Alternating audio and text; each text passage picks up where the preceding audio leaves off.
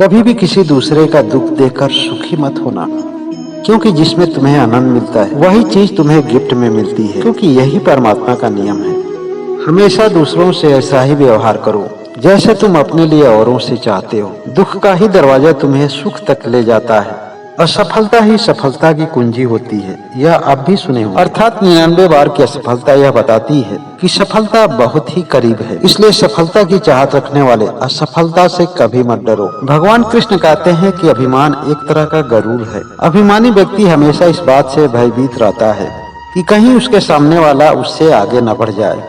अभिमान आदमी को क्रोधी बना देता है, उसके संस्कार और व्यवहारों में दुर्बलता झलकने लगती है। अभिमान व्यक्ति के सकारात्मक विचारों को नष्ट कर देता है, जबकि स्वाभिमान आत्मसम्मान का नाम है, गौरव का नाम है, अर्थात अंदर से वह अजेय होता है। स्वाभिमानी लोग अंदर से मजबूत होते हैं और बिना उसकी मर्जी का स्वाभिमान पर कोई हाथ भी नहीं लगा सकता। अधिकतर लोग नेकी उस समय करते हैं जब वह गुनाह करने की अवस्था में होते ही नहीं है, जबकि वास्तव में नेकी तो उसको कहा जाता है जब वह गुनाह करने की अवस्था में होता है और पूर्ण रूप से समर्थवान भी होता है, फिर भी वह नेकी करता है, दूसरों के बारे में कुछ अच्छा सोचता है। अधिकतर लोग तो दान का मतलब यही समझते हैं कि पेट भरने के बाद बचा हुआ खाना दूसरे को दे देना, इसी को वह दान समझते हैं, जबकि वास्तव में दान तो वह है जो जानता है कि खुद के लिए पर्याप्त नहीं है, फिर भी वह अपने हिस्से के अन्न से दूसरे का सहयोग करता है, अर्थात अपना पेट काट कर दूसरे का पेट भरता है, क्योंकि दूसरे की तकलीफ उसे अपनी तकलीफ लगती है। और ऐसे लोग परमात्मा से अलग नहीं होते हैं,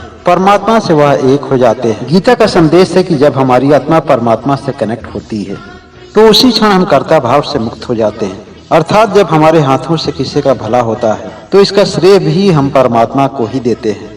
लेकिन कभी कभी लोगों के मन में बहुत सारी भ्रांतियां भी आ जाती है। जब हम किसी गलत संस्कारों की वजह से किसी को कष्ट भी पहुंचाते हैं तो इसका भी श्रेय हम परमात्मा को ही देने लगते हैं।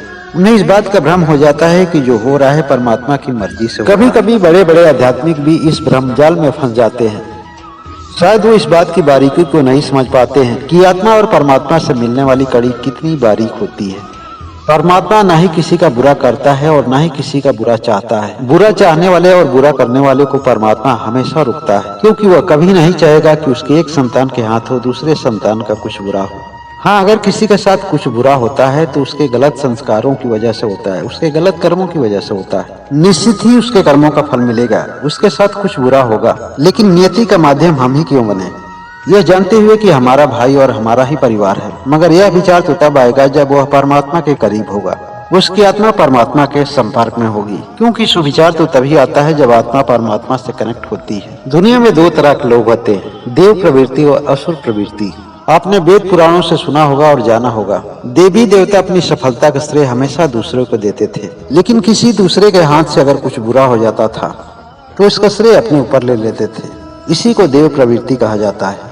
जबकि जो असुर प्रवृत्ति के लोग होते हैं वे किसी अच्छे के साथ भी कुछ बुरा करते हैं तो जिम्मेदारी खुद पर नहीं लेते हैं, उसका श्रेय सामने वाले को देते हैं। इसके अनगिनत कारण गिनाने के लिए सक्षम होते हैं। और जब उसके संग और समूह में कुछ अच्छा होता है, कोई अच्छा करता है, तो खुद को श्रेय देकर के पूरे जगत में अपने नाम का डंका पीटते हैं। ऐसे लोगों के लिए दिखावे में परमात्मा तो होता है, लेकिन वह मन से किसी भी परमात्मा को नहीं मानते हैं, क्योंकि वह अपनी आत्मा को परमात्मा से मिलने वाले सारे रास्ते बंद कर देते हैं। संसारिक स्तर पर उसके जो भी आचार विचार और व्यवहार होते हैं उसी आधार पर उसकी आत्मा प्रतिक्रिया करती है। लेकिन सबसे बड़ी मजे की बात तो यह है कि उसके जीवन में कभी भी कोई बड़ी घटना या कोई बड़ी दुर्घटना होती है तो वह परमात्मा को ही जिम्मेदार ठहराता है, न ही अपने संस्कार को, न ही अपने व्यवहार को और न ही अपने कर्मों को। इस ज्ञानवर्धक वीडियो से जो भी आपको सीख मिलती है वह कमेंट करके जरूर बताएं। अच्छे लगे तो लाइक करें और नए लोग चैनल को सब्सक्राइब कर दें ताकि आने वाली दूसरी वीडियो आप तक आसानी से पहुंच जाए।